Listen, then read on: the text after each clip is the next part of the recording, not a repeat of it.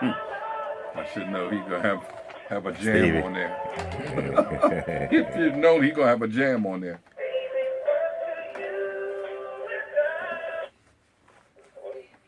Hey, this is the Quiet Storm. Hey, what's up, man?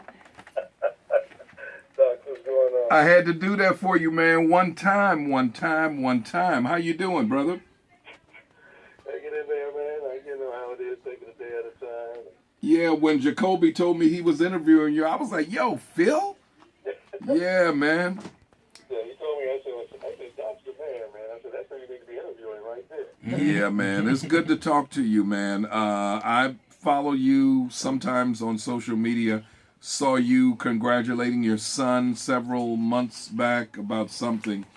And I was really cool with that. I was like, my man, Phil, still doing it strong.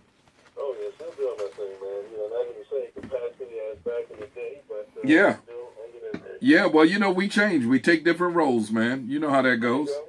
Yeah. Oh, yeah. Thanks Uh, for that, you know. all right, well, I've got your boy here, and we are ready to go. If you'll pull up a little closer. My thing is, how is the level? I was looking at the... Your level is good. Your level is real good. Cool. Yeah. I mean, I was saying that... The level is good here. Okay. So if you will wait till I come back to you, so I can get you on the recorder. And so, Phil, I guess we're getting ready to roll. All right, so how long you got? I mean, what we're doing, like... How long we doing, eh? 20, 20 minutes. He said he want to do 20 minutes. Can you do that? Yeah, we can do that. Okay. Are you ready? I'm recording. What's going on, Phil? Jacoby, how's it going? Good to talk to you. It's I'm good. hanging in there, friend. Hanging in there, taking it a day at a time. Thanks for having me aboard this morning or this afternoon. Well, thank you for being here. Everybody out there in the listening audience, I'm talking to the one and only Phil Nelson, the originator of the Quiet Storm from WOWI days back in the 80s and 90s. And you could not go to sleep without listening to the Quiet Storm with Phil Nelson. So, Phil, tell us about how did you come up with this show and how did you take it to number one? Well, let me put it this way. I guess I held on to that show for so long, people thought or think that I kind of created the show. Actually, the show was created out of where I am now, Washington, D.C., on the station that I had the pleasure of working on, WHUR 96.3, for 38 years. And it was originated by a young man by the name of Melvin Linton, who eventually became part of the BET crew along with Donnie Simpson, Angela Strickland, who I worked along with too at WHUR. And he started the show and it spread it across the country. And WOWI, WOWI, back in 1975, picked it up. And I started listening to it at night. I was a young kid at that time. I said I was probably about a teenager. And I said, man, that is a very smooth show. I always had this affinity for music. So I guess the short of it would be, fast forward, up until about the 80s. I never thought that I was going to be a Quiet Storm host or go into doing that show because I was a mixer, by trade. I was in the streets. I was a club jock. But it was one day I was in WOWI 103, and I was doing the evening show 6 till 10, and Lenny Ware, Doc Christian pretty much knows who Lenny is, who was the one that was doing the Quiet Storm back in the 70s. He had a name called for Mr. Cool for Ladies Only. He said, Phil, you're now the new Quiet Storm guy. I said, what? The Quiet Storm guy. And I kind of felt funny because I said, well, that's not what I got into radio to do. So I knew once I transitioned into that show, I would never probably be recognized as a mixer or being on the air for mixing the music or going back into the clubs and that sort of thing. So I was reluctant. But once I embraced it and I saw how it manifested, when I put together, because back then I was able to put together my own show, it came out pretty well. And then I just took it on as a baby. And it kind of constantly grew from 1984 and went into the 90s and then went into the early 2000s until I left in 2004 to come to Washington. But it's been a journey, and I've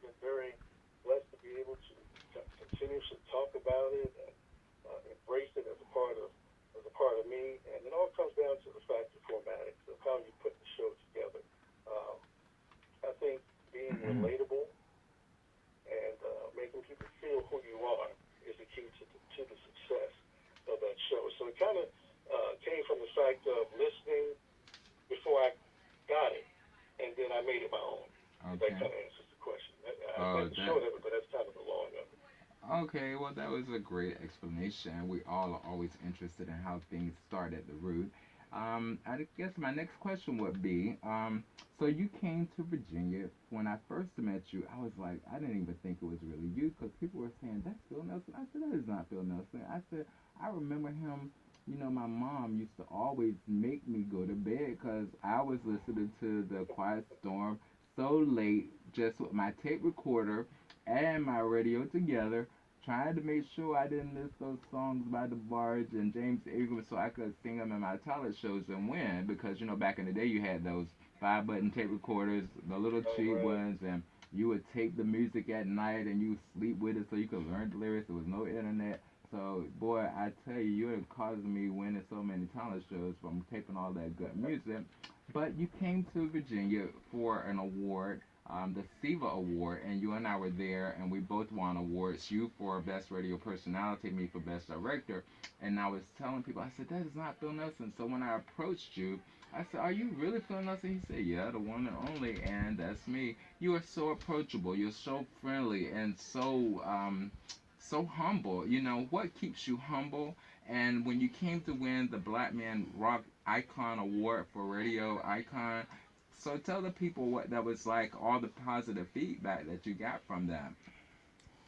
Well, my background, I come from humble beginnings. I'm originally from Newport News, Virginia, from the Avenue, Wickham Avenue. Went to Warwick High School, attended Huntington Intermediate, which was known as Huntington High School from back in the day. As a matter of fact, I just thought about something. It just flashed in my mind. I got a call from somebody that lived in my old house on Wickham Avenue a while back, and stated that I live in your house, and I thought that was so fascinating.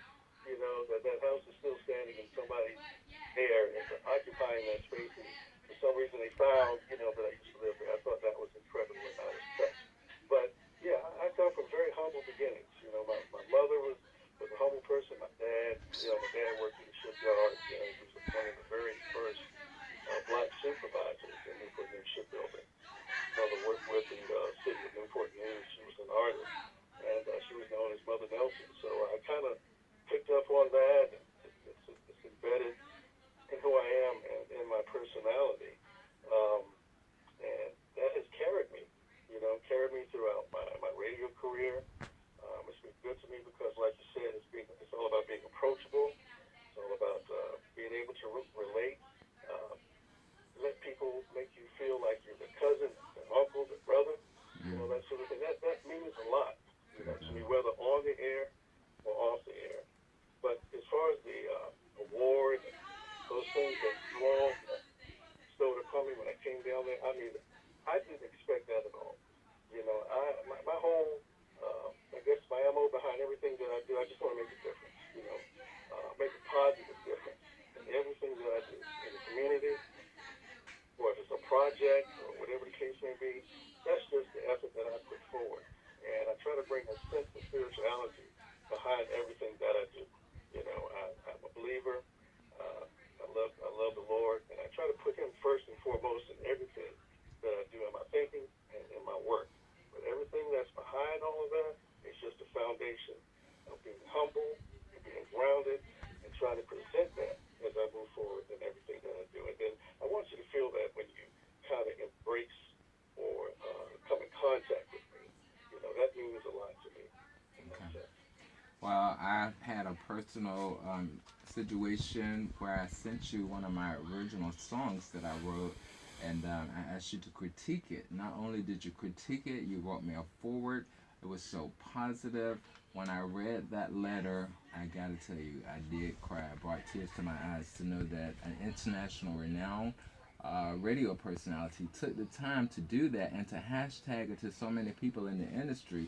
It shot those iTunes sales up. And when I asked you to do a plug for this radio show, you said it was right back in 5 minutes. So I gotta say, that is a way to be a superstar, is to treat people like you want to be treated and to have some principles of a gospel foundation.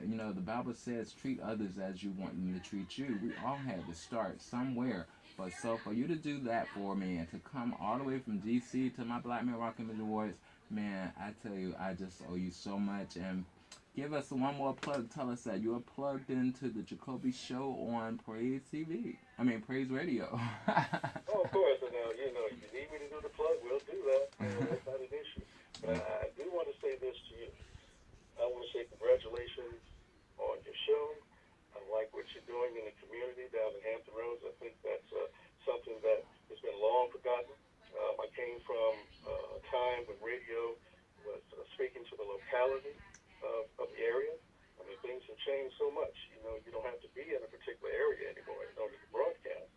But I like the fact of you reaching out to the community. You're bringing people in. You're bringing in new artists, whether it's music, whether it's fashion, whether it's speakers in the community, and even you're doing well with yourself with your different types of endeavors. And I applaud that. And I've always put people that are looking forward to doing things, especially on a local level, because I used to have a part of my show that was local slow jams. I used to call it, I think, local slow jam, make it or break it, where you can submit slow jams inside of my show. And that would give local artists in Hampton and Newport News and Norfolk and Virginia Beach, Chesapeake, Suffolk opportunities to be heard when they wouldn't have those means or those doors open.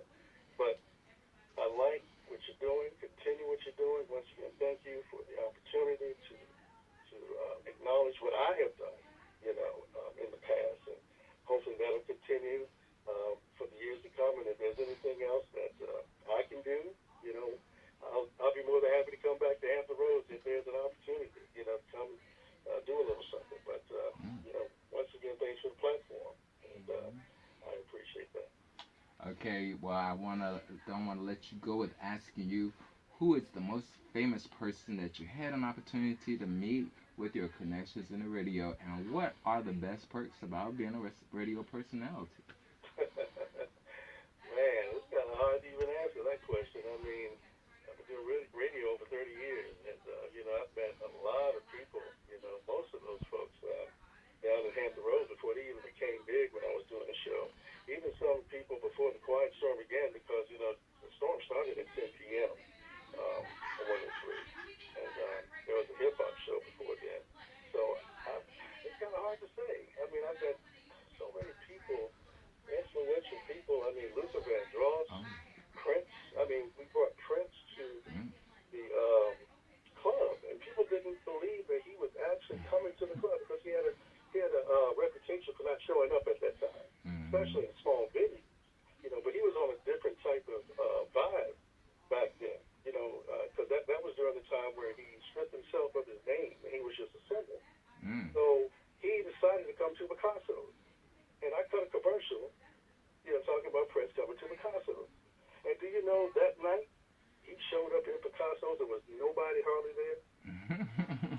And I contribute that to the fact that people did not believe that Prince would actually show up in Picasso's. And he showed up. I mean, that was one of my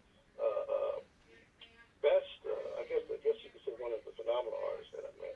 Having a chance to sit and talk to him, Luther Vandross, up here in D.C., Phyllis Hyman was phenomenal. I didn't get a chance to meet her here, because she was escaped from here at WHUR.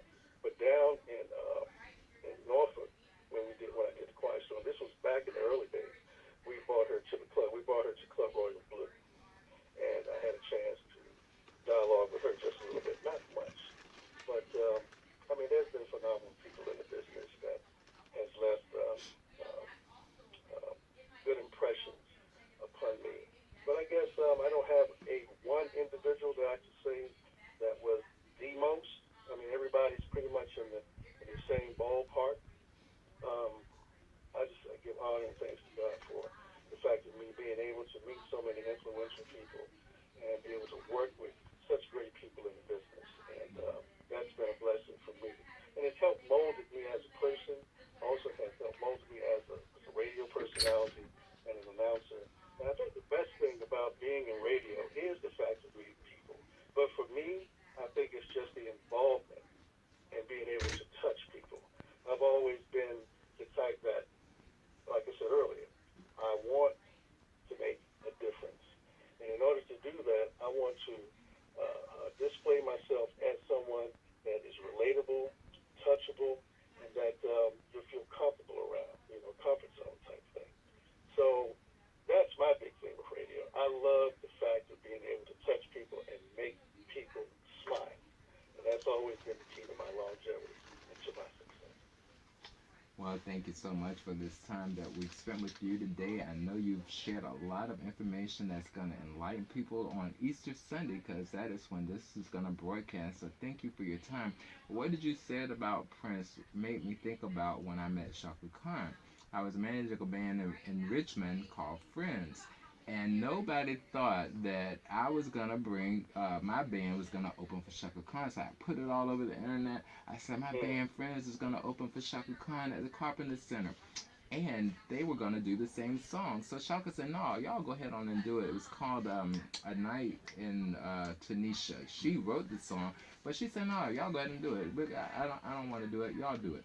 So she was so engrossed in the band, and she liked them so much. And she asked me at the end, she said, well, are y'all playing somewhere? I said, yeah, they're playing at Grant's Jazz Bar in Richmond. She said, give the number to my limo driver. I'm going to come and listen to him. I gave the number to him, and she pops up at the club. Not only did she sing, she played the drums. So I got to say, that was one of my most incredible star moments, So it is great to be in this business. You meet so many people. And once again, I thank you so much for all that you've done to enhance, what I'm doing and to echo it. And you're a great guy, Phil. And thank you for this time. And I'll talk to you soon.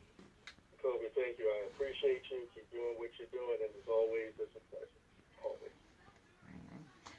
All right, we are clear, Phil. And it's good to talk with you, man. I was sitting here listening to your responses to Jacoby.